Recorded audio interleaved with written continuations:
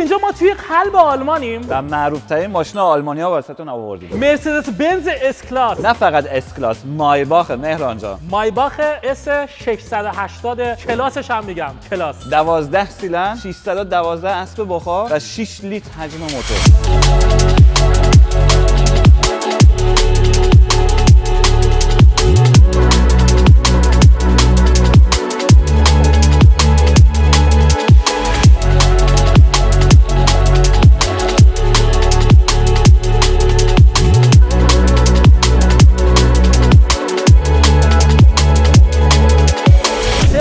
چقدر امید جان؟ نمیدونم ولی فرقی هم نمیکنه. مایباخ زیر پات باشه تو که جلو نمیشینی پشت فرمون، عقب میشینی مهران جان. خواستم همین رو بگم. بچه‌ها این ماشین از بس راحت و خفن و تو دلبروه که اصلا مهم نیست 0 تا 100 چقدره. همه میخرن. هر کی پول داشته باشه میخره. میدونی من یاد چی میندازه؟ یاد رویز رویز. میشه بزنم تو گوشش؟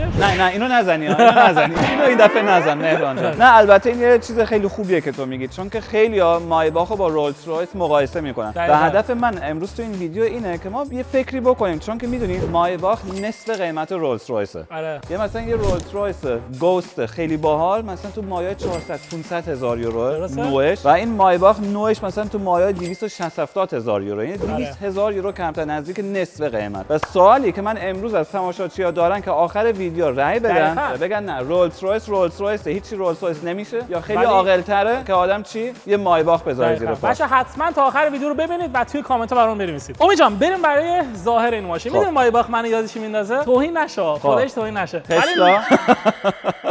بچا مایباخ منو یاد نسل جدید ای کلاس میندازه. یکی که مثلا زیاد ماشین باز نباشه از جلو ببینه مایباخ که اوکی نوشته مایباخ، ولی در کل اس کلاس رو ببینی حدس میزنی شاید ای کلاس باشه. نظر تو چیه؟ درسته حرفت. اتفاقا در حال حاضر اینطوره، مثلا بنز اول اس کلاس رو میسازه، بعد ای کلاس رو میسازن. مثلا ای کلاس یا ای کلاس به آلمانی شبیه اس کلاس میشه، بعد حتی ماشین سی کلاس شبیه ای کلاس میشه. یعنی هی ماشینا کوچیک‌تر میشن ولی یه شکلن. آره. اوکی از جلوی ماشین میخوایم نگاه کنیم. یه مدت بود که مرسدس بنز این آرمه رو برداشته بود، بعد صافش کرده بود. دلیلش همین بود که خیلی‌ها میدوزیدن. ولی الان دوباره توی مدل مایباخ از همین آرم استفاده کرده. درست میگی. از بوده تا بوده من یادمه، حتی تو بچگی میدیدم که مردم اینا رو میکندن، میدوزیدن، بعد یا مثلا دور گردنش ناویزون میکردن یا به کولو پشتی‌هاشون اگه یادت باشه. من 10 سال پیش که اومدم آلمان بنز بچا اینجا زیاد میدیدم، بعد میدیدم اینجاشون شکسته، آرم ندارن. حالا بستگی داره، بعضی بنزا با ستاره‌شون رو دارن، بعضیا ندارن. بستگی به مدل ماشین داره. و مثلا همین اس کلاس 63 AMG آیمگش اینو نداره، ولی این چون که مایباخ سلطنتی ماشین شوفر هستش اینو داره و خیلی لوکس هم است. جلوشو نگاه کن، اینو واقعا نمیشه با اس کلاس معمولی مقایسه کرد. 100%. بعد کسی هم که مایباخ داره 100% یه گاراژ خوبی هم داره و کسی دیگه از این نمیدوزه دیگه. راننده داره دیگه، راننده وای میسه. آقا امید جلوش خیلی قشنگه. این به نظرت برای چیه؟ دیسترونیک ماشینه، تمپومات که فاصله میگیره با ماشین جلوی. آره فهمیدم. میشه مثلا میشه گفت اتوپایلوت. نه فهمیدم منظور چیه، ولی خب من چون که انگلیسیم خیلی قویه واسه همین. امید جان نسبت به اس کلاس معمولی چه تغییراتی داره؟ خب کلی تغییرات داریم ما روی این ماشین. یک جلوی ماشین. خب اصلا از جلوی ماشین شروع میشه. ببین اینجا نوشته مایباخ. مایباخ تاریخ داره اصلا واسه خودش. اسم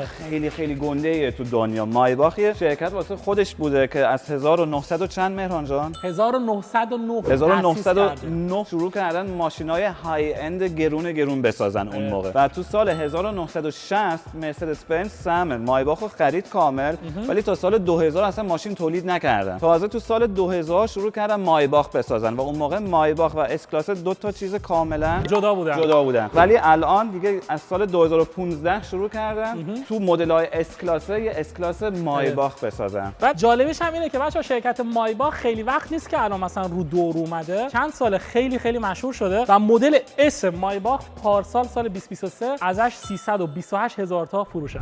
بچه‌ها یه می‌خوام از جلوی ماشین شروع بکنیم. ببین خیلی خوشگله، همش کرومه، ولی تنها چیزی که الان من می‌بینم و خوشم نمیاد اینه که این چیه اینجا امید جان؟ این پلاستیکه. نه اینو نمیگم. اینی که داخله این چیه؟ اینو واقعا چرا باید اینجوری باشه؟ این واسه اینه که صدای ماشین هی کمتر باشه تو ماشین. بعدن که نشستیم تو ماشین آره تست می‌کنیم. ولی می‌دونی خوبیش چیه؟ اقلا این دفعه نرفتی به رادیاتور ماشین گیر بدی. نه این سری کار ندارم.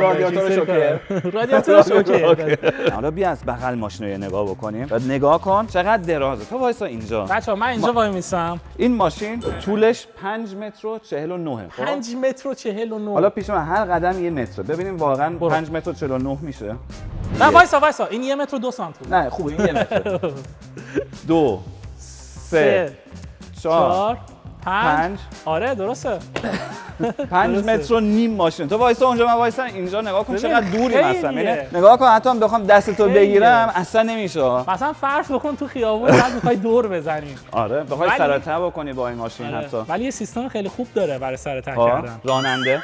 آره 100%. لاستیک عقبش باهاش میچرخه. این مدل مطمئن نیستیم که میچرخه یا نه، ولی معمولا لاستیک عقب هم با ماشین میچرخه که تو بتونی خیلی راحت‌تر دور بزنی. یه آپشن تو این ماشینا که میتونی سفارش بدی. بچا به نظرتون رینگ‌های ماشین یکم کوچیک نمیزنه واسه ماشین با این همه ابعاد؟ رینگش 19 است ولی به نظر من هم کوچیک میزنه، همین که یه جوریه. مثلا من توقع داشتم بنز مایباخ که اینقدر خفنه مثلا رینگش هم یکم خفن‌تر باشه. ببین منظورم چیه؟ تیپش که قشنگه، کلاسیک. اینجا مایباخ نوشته. نگاه کن رینگ تو بزنی این میره. دست بزن. آره رینگو بزنی میره. ولی میدونی چرا 19؟ چون که واسه مایباخ بالاتر از ریخت ماشین کامفورت ماشینه. یه ماشین چقدر راحت باشه و سر و صدا چقدر کم باشه. هرچی تایر از این بزرگتر استفاده می‌کردن سر و صدا بیشتر میشد و به خاطر این تصمیم گرفتن رینگ‌های 19 بندازن. از ظاهر زیاد براشون مهم نبوده بلکه کیفیت. یه چیزی که من توی مایباخ هر سری میبینم، تو خیابونم بعضی وقتا من میبینم مایباخو و حال میکنم. ببین چیه اینه. من فکر کنم بیشتر کسایی که بابت این ماشین پول میدن، حالا علاوه بر راحتیش برای این لوگو هم واقعا لوگو پولداریه دیگه. درسته. حالا این نکته دیگه که من دیدم خیلی باحاله، بچه‌ها نگاه کنید اینجاش هم کرومه و خیلی خفنه. من خودم توش میبینم. تو هم خودت توش میبینی؟ منم آره. بچه این آپشن مخصوص دختراست، یعنی از ماشین پیاده میشن یه روژرب تمدید میکنن اینجوری میرن سر. فقط دخترا؟ تو لبلا نمیزنی یه چیزی به لبات؟ خیلی نرم به نظر میاد.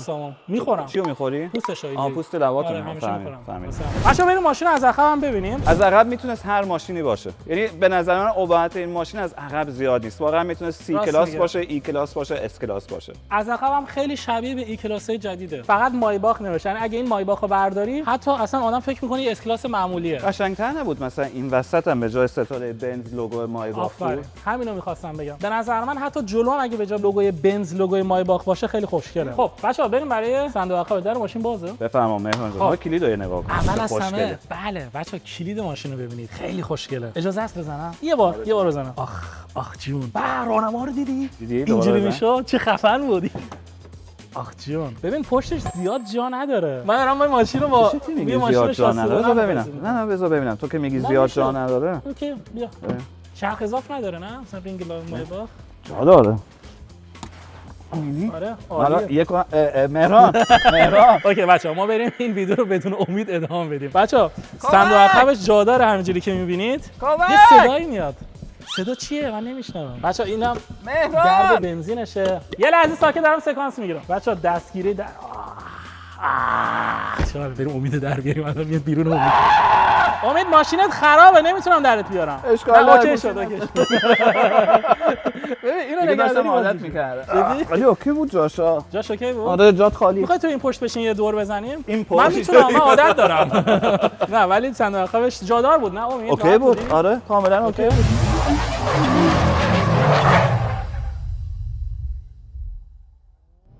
بچه‌ها ما بیرون ماشین رو به اندازه کافی دیدیم. امید جان بریم داخلش. کاری داخله درسته؟ وایسا مهران جان خودت باز نکنی درو. من باید باز از عقب شروع کنیم. بفرمایید آقای رئیس بفرمایید. تختتون رو اجازه دارم آماده بکنم. آره با کفش با کفش بدون کفش؟ نه در بیار. آره میخوام آخه تخت واسه آماده کنم. کفشاتو میذارم تو صندوق عقب. نه بذار خودم. نه اوکی میذارم تو صندوق عقب ماشین.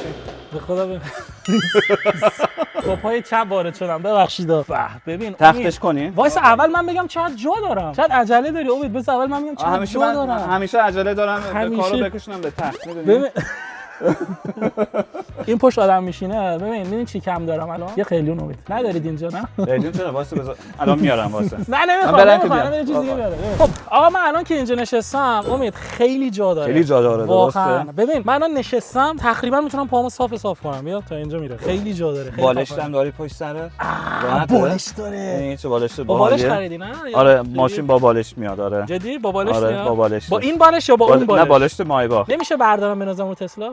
نه واقعا چقدر سریع گفت نه از این فکر بچه‌ها خیلی ماشین راحتیه خیلی خفنه. اینجا رو ببینید صندلی‌ها رو از این ور میشه راحت همه چیزو تنظیم کرد. بعد مایباخ خوبیش اینه که ماشین معمولی معمولا دعوا میشه. مثلا میگم بذار من جلو بشینم اینجا میخواد عقب بشینه درسته. آفرین مایباخ برعکسه درسته. بذار من بیام اون ور واسه ترمش خب بچه‌ها اینم از مرسدس بنز اس کلاس مایباخ. چطوره عقبه؟ خیلی راحته. الان که تختش الان کردم. میدونید اصلا خیلی حال میکنه، انگار نشستم رو صندلی ماساژ. نگاه کن انقدر فاصله زیاده که اصلا آره؟ لازم نبود اینو درش بدیم. اصلا نیاز نیست. اصلا نیاز نیست. بعد ببین بچه‌ها اینجوری مثلا من واقعا راحتم، مثلا پامم به اینجاست ولی واقعا راحتم. ببین الان میدونی چی میخوام؟ یه شامپاین با یه ماساژ تایلندی. نه تو نمیخواد بدی، تو نمیخواد بدی. ببین شنیدم که توی مایباخ یه دونه تبلت هم داری. اون تبلت داری؟ اون تبلت معمولا اینجاست. الان بچه‌ها در آوردنه. چرا دزدیدن؟ نه ماشینا که تو نمایشگاه هست ببینیم ما اینا رو در میاریم. آره دیگه یکی نیاد چیز کنه. قیمتش چقدر اون تبلته؟ 1500 یورو. اوکی بچه‌هایی که تازه اومدن آلمان خب توی مرسدس بنز تبلت 1500 یورو. 1500. رینگوی ماشین چقدر دونه ای؟ اینا فکر کنم دونه 2500 یورو باشه. دونه 2500 یورو رینگ. به تومن چقدر میشه؟ به تومن میشه تقریبا 2500 نزدیک 200 نزدیک 200 میلیون. نزدیک 200 میلیون. حالا یه چیزی که مثلا این ماشین نداره ولی به نظر منم خوبه که نداره اینه که این عقبش تیوی نداره. قدیما ماشینایی که عقبشون تیوی داشت واقعا آدم میگفت واه ماشینم عقبش تیوی داره اینا. ولی دیگه الان لازم نیست. یعنی هیچ کس از این تیوی ها تو ماشینا استفاده نمیکنه. هر کی یا گوشیش دستشه یا لپتاپشو میاره با خودش. به نظر منم خیلی مثبته. میز میخوای؟ این میز نیست مهران جان، این میز نیست. نه ببین من الان حد زدم امید یه دونه تیوی یه تبلت یه چیزی از اینجا در میاره منو سورپرایز میکنه. ما دو مدل مایباخ داریم، یعنی دو مدل عقب مایباخ داره. آره. یکیش اینه، اینو بدی بالا، اصلا کلیدو ورش بدش بالا. اینو بدم بالا؟ آره. کامل؟ آره. بده. ماشین 5 سیتر میشه، یعنی 3 نفر آره. میتونن 3 نفر بشینن عقب. راحت. مثلا خیلی خانواده‌ها هستن که مثلا میگن ما 3 تا بچه داریم، ما یه ماشین با 5 تا سیت می‌خوایم. یعنی تو میتونی این ماشینا یا اینطوری سفارشش بدی یا به عنوان 4 سیتر، یعنی 4 تا صندلی آره. که وقت این وسطش میشه یخچال و میز و تشکیلات. به نظر من اصلا نیاز نیست. به نظر من همینجوری که هست کاملا کافیه و خوبیش هم اینه که مثلا یه نفرم همراهت باشه راحت دیگه میتونی سوار کنی. ببین یه نکته که الان من دارم میبینم خیلی جالب اینه که بچه‌ها اینجا 4 تا دکمه شیشه ماشین داریم ولی این جلویی برای جلو نیست. نگاه کن این جلویی برای اینجاست، دو تا عقبی برای کجاست؟ الان داری عقب کرکره رو میدیش پایین، الان داری سقفو میبندی. نگاه کن این شکل کرکره هم هست، میبینی؟ آره بچه‌ها یکی شکل کرکره است، اون یکی شکل همون چیزی که رو سقفه. بچه‌ها پنجره هم که میدی بالا دکمه رو بعد نگه داری، بعد اینجا یه کرکره داره یا یه حالت پرده مانند داره که میره بالا. سلام چطوری؟ امید جان شما بفرما بشین. نه شما. نه بشین، میخوام چیز بهت نشون بدم. منم کفشمو در میخوام چیز بهت نشون بدم. امید جان چقدر راحته. آره یه چیز بهت بگم. اولین نکته‌ای که من فهمیدم میدونی چیه؟ اینجا رو ببین چقدر دراز و بلنده. آره دو پات دیگه. ببین جا زیاد داری. بعد این مثلا خیلی بچه‌ها این بلنده نسبت به ماشین. همینجا میشه نشست. آره راحت میتونی بشین. مثلا جای باشه مثلا بخوای نزدیک‌تر به راننده باشه مثلا اینجا بشین مثلا تو بشین اینجا من مثلا میخوام با تو حرف بزنم احساس بکنم که خیلی دوری میتونم بیام اینجا بشینم با تو حرف بزنم. بعد آخه کدوم انسانی بخوام ماساژت بدم کدوم آدم میره توی مایباخ عقب میشینه بعد میاد اینجا بشینه؟ من نفهمیدم چی این کارو میکنه. به نظر تو باحال‌تر نبود اگه مثلا یه دیواری بود که اینطوری میرفت بالا؟ نه دیگه به نظرم خیلی دیگه سینمایی میشه. آره ولی باحال بود. به نظرم آپشن اضافه باشه اوکی ولی خیلی سینمایی. آخه مثلا فرض کن بیلیونری خب یه راننده شخصی داری، تو میخوای تو ماشینت بشینی مثلا کار بکنی. اوکی. حالا مثلا تو هر صحبتی که میکنی رانندت میشنوه، یعنی تو این راسته. راننده رو هیچ وقت نمیتونی اخراج بکنی. چرا؟ میتونی گوشاشو کر کنی. نه بعد بیلیونری دیگه. بعد یه چیزی هم که خیلی باحاله اینه که ببینید دمای عقب چجوری تنظیم میشه، یعنی اینجوری دکمه‌ایه. بعد از روی تبلت هم میشه این کارو انجام داد. بچه‌ها داخل ماشین هم کلا آمبینس و سیستم موزیکش چیه؟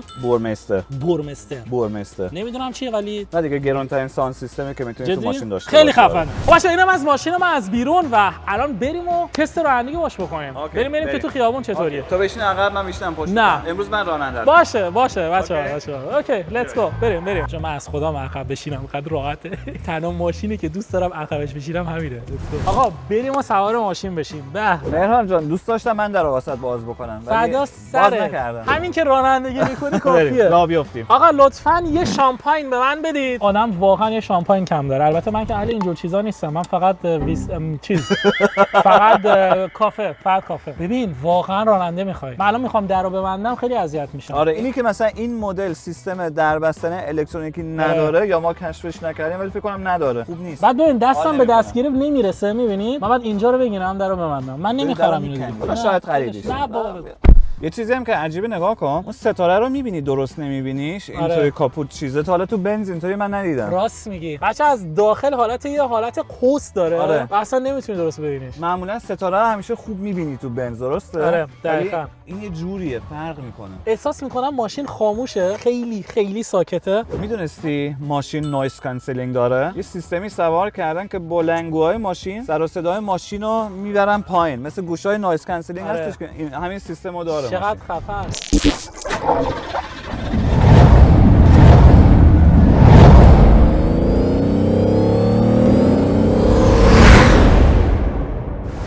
الان داره خیلی بارون میاد بیرون، ولی خب دیگه شما بیزنسمنین، بارون بیاد یا نیاد باید برین دنبال کارتون، درسته؟ میگن تو از همین عقب میتونی کاراتو الان انجام بدی. آره دقیقاً. بچه‌ها من الان میتونم گوشیمو در بیارم، به همه کارام برسم، خیلی حال میده. درازی ماشین رو دارم حس میکنم. بیا یه خیابونه خیلی تنگم بریم و سعی کنیم دور بزنیم، ببینیم که خیلی ریلکسی، خیلی حال میده. خیلی ریلکسی تو. آره مال خودت که نیستش.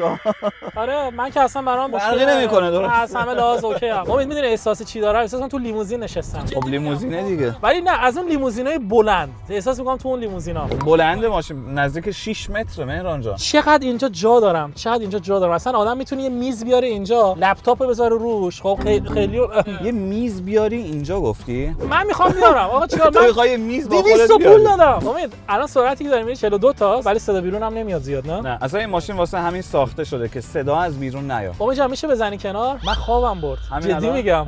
من واقعا خوابم برد. عقب ماشین ونتیلیشن داره، کولر داره، بخاری داره، ماساژ داره. ماساژ هم داره؟ ماساژ هم داره. ماساژ من هنوز کشف نکردم. من گفتم این دکمه رو بعد باش بازی کنم. این دکمه‌هاش کو باش بازی میکنن؟ متأسفانه تبلتش نیست. تبلتش ای بابا بچا تبلتش نیست. قسط بانکو ندادم این ما اومدن تبلتشو بردن.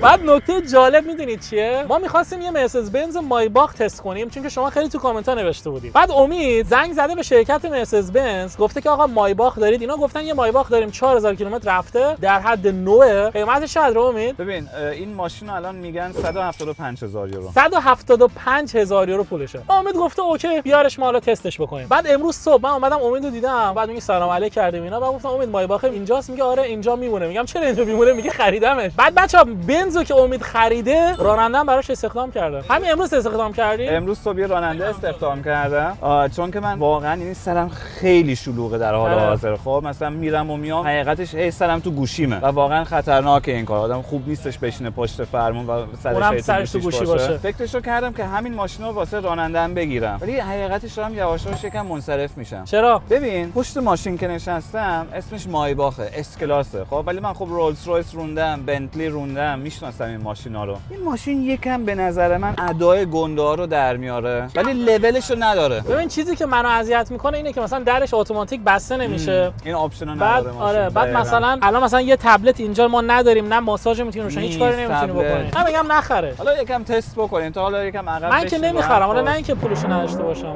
حالا آخر ویدیو من این رولز رویس فانتوم گذاشتم واسمون. خب که برگشتیم به نمایشگاه این دو تا ماشین میذاریم بغل هم و مقایسه میکنیم. خب بچه‌ها من میخوام خلاصه کنم، من خیلی راحتم. امید من این پشت نشستم اصلا واقعا داره کم کم خوابم میگیره، خیلی باحاله. حالا رانندگیشو نمیدونم چجوری، تا حالا پشت این ماشین ننشستم ولی پشتش خیلی راحته. فقط چند تا نکته که بهتون گفتم، مثلا آدم وقتی که یه همچین ماشینی میخره و واقعا ماشین لاکچری هستش، به نظر من مثلا یه دکمه باید باشه که در اتوماتیک بسته شه که آدم اذیت نشه. اینجور چیزاست که شاید آدم اذیت کنه ولی به نظر من خیلی باحاله. سواریش خوبه، راحته، کمک‌های ماشین نرمه. یه شتاب نگیریم امید. البته بچه‌ها هوا بارونیه، حالا نمیدونم خیلی بارونیه، خیلی هم بارونیه. خب نگیریم، بذار خب بگیریم سرعت آخر. آره نه آخه چیزی که جالب اینه من سرعت برم ببینیم تو چقدر این سرعت رو حس می‌کنی عقب. بریم ولی بیش از 150 تا نرو. اوکی بچه‌ها میخوام من الان امید چه شتابی داشت.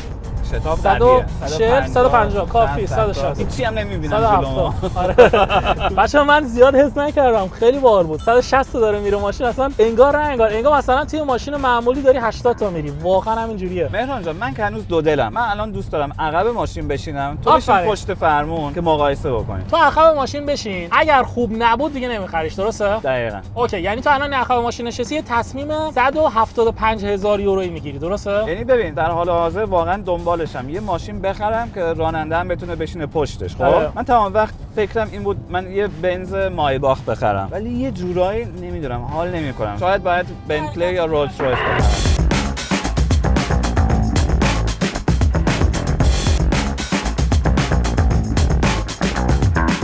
خب به آقا ما رسیدیم. یه پشم اینجاست. تو مایباخ چیکار می‌کنی؟ حال می‌کنم. داره حال می‌کنه. آقا بریم جا عوض کنیم. چه لحظه خوب. نمیشه جا منتظر موندی تا درو باز کنم. به امید چقدر صندلیه جلوش راحته. نوبت منه که حالشو ببرم. آره بچه‌ها من همین الان توی ماشین نشستم. ببین تا نشستم دیدم صندلیش خیلی راحته. بعد صندلیشم از اینجا تنظیم میشه. الان دارم تنظیمش میکنم. بچه‌ها از جلوی ماشین میخوام شروع کنیم. فرمونش فرمون AMG نیست، از AMG هم خفن‌تره. فرمونش فرمون مایباخه. اینم که اینجا حکاکی کردن خیلی خوشگله. و بچه‌ها حتی پدال ترمز و گازش هم مایباخه. میبینید؟ امید خداییش اس کلاس این مدل که اومد بیرون همه میگفتن جلوش مثل تسلاست. قبول داری؟ منم قبول دارم. چون که یه مانیتور خیلی بزرگ داره. داره. می‌کردم دقیقاً. یه چیز مثبت و خیلی خوبی که داره اینه که هم اینجا مثلا یه مانیتور بزرگ داری، همین روبرو و این به نظرم خیلی خفنه و آدم حتی این پشتم جا داره، مثلا مخصوص خودم دوربینو بذارم اونجا. آخ جون این چقدر قشنگه. ببین بچه‌ها میخواد بازش کنی اول نگاه کن، اول این پشت میره داخل بعد میره قشنگ تا جاش. اینجا میتونید گوشیتون رو شارژ کنید. 2 تا جام نوشیدنی دارید و یه جام اینجا دارید. 2 تا تایپ سی هم دارید. ببین 2 تا گوشی میتونی شارژ کنی، یه دونه هم جام 2 تا تایپ سی. این پایین هم هست. 2 تا تایپ سی. این پایین هم هست. بعد تو هم میتونی گوشیتو وایرلسی شارژ کنی. یعنی 3 تا گذاشتم. چه خفن. گذاشتم اوردی. آره بچه‌ها من الان اینجا میذارم همین ذره شارژ گوشیم و خیلی خفنه. بچه‌ها جنس فرمونم چوبه، یعنی یه جورایی هم استایل اسپورت رو حفظ کرده، هم استایل یه جورایی کلاسیکو داره دیگه. وای امید کیفیت این دوربینو 4K جدی؟ آره. چقدر بچه‌ها کیفیتش بالاست. نمیدونم تو دوربین درست میشه نشون داد یا نه. ولی ما اینجا یه دید 360 درجه داریم، به علاوه یه دوربین عقب 4K که خیلی خفنه. خب بچه‌ها اول از همه ما بریم برای 0 تا 100ش بریم. امید کامیون داره میاد چند تا. خب بچه‌ها الان ما سرعتمون رو صفره. من یه دستی میخوام 1 2 جلو ماشین بلند شده. آره رسد. شتابش بد نبود واسه لیموزینی که 5 متر و 40 سانته. شتابش به نظر من خیلی خوبه. 5 متر و 49 سانت حتی. 5 متر و 49 سانت. 9 سانت نزخیم. واسه بعضی همین 9 سانت خیلی ارزش داره. بچه‌ها این ماشین رو شتابش رو با یه لامبورگینی نمیتونی مقایسه کنی. خب چون که اصلا تو رد کلاس هم نیستن، ولی برای یه لیموزین شتابش به نظرم خیلی خوبه. به نظر من شتابش هم یه نمره مثبت از من میگیره. البته حالا به نظر من نمیدونم لازمه یا لازم نیست ماشین 12 سیلندر باشه موقعی که نخوای خودت بشینی پشتش. ببین خیلی از چیزا تو زندگی لازم نیستن ولی آدم دوست داره داشته باشه. مثلا همین ساعتی که تو دستت هم لازم نیست. با یه ساعت کازی هم میتونی تو اصلا راحت ببینی که ساعت چنده. ولی آدم اصلا با یه چیز در حدود 50,000 یورو کمتر میتونه یه اس 580 بگیره که 8 سیلندر. چون که کیفش رو رانندت میبره، خودت که نمیبره. خودت که نمیتونی بشینی پشت این ماشین. راننده نمیخواد امید. خب امید جان حالا این پشت نشستی نظر خودت چیه؟ جاش که واقعا فوق العاده زیاده. یعنی جاپام خیلی اوکیه. مهرانم کافی دوره از من، اینم اوکیه.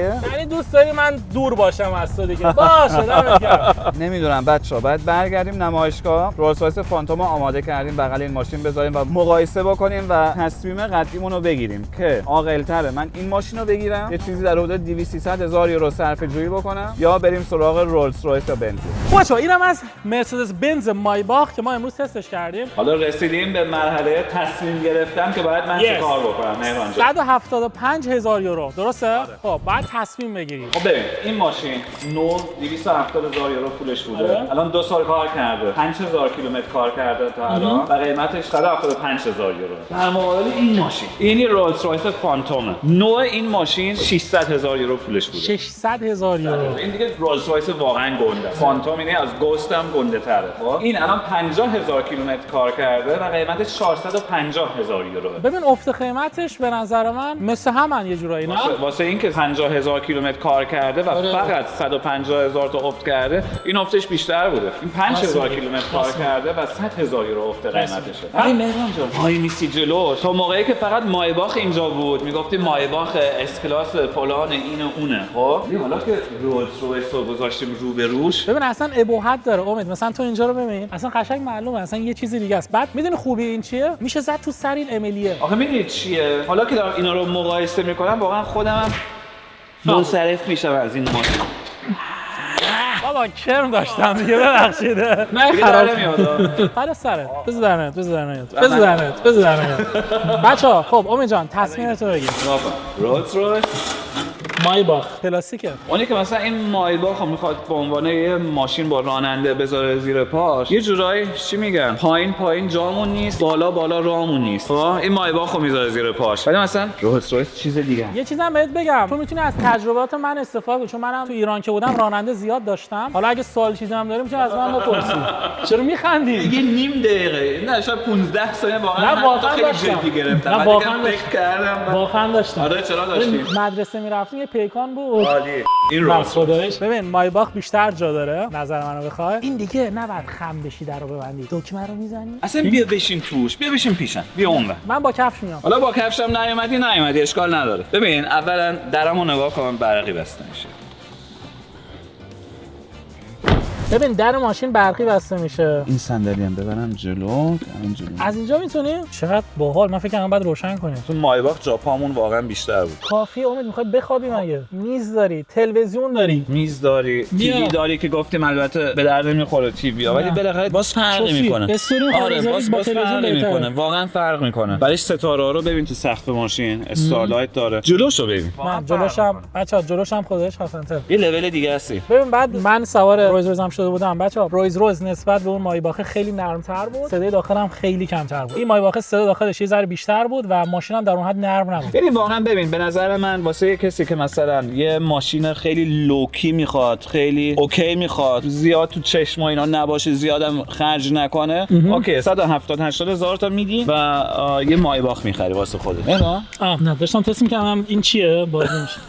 واقعا فرق میکنه. فلزی. آره این فلزیه. بعد فلزش هم خوبه. بعد نوشته آر خب روز بعد جا نوشیدنی هم داره. خیلی باحال. میرم مگه من بهت نگفتم کفشاتو در مگه مسجده. خب امید جان تصمیم تو بگیر مایباخ یا رویز رویز. مایباخ نمیشه. حالا نمیدونم رولز رویس میشه یا نه، ولی داری چه کار میکنی؟ چیزی دیگه دارم کمکت میکنم تو تصمیم گیریت. خب ببین من مایباخو نمیگیرم واسه زیر پام. حال نکردم با ماشین، از خیلی لحاظ حال نکردم. اونی که من فکر میکنم که باید باشه نبود. حالا شاید رولز رویس بشه، شاید بنتلی فلاینگ اسپور بشه. از بعد فکرامو بکنم، یا اگه بچهای مدل دیگه هم دارن مادیلاکی چیزی اولد اسکول واسمون بذارن تو کامنت ها که تو ویدیوهای بعد در آینده دوباره تست بکنیم و ببینیم. حتما تو کامنت ها بنویسید و ببینیم ماشین چی میشه واسه زیر پا. ایده من چیه؟ بله. همون پیکانو بگیریم. امیدوارم از این ویدیو خوشتون اومده باشه. خیلی ممنون که تا اینجا ویدیو رو دیدید و حتما برام نظرتون راجع به مایباخ هم بنویسید و بگید که مایباخ یا روز تا یه ویدیو دیگه. خدا رولز رویس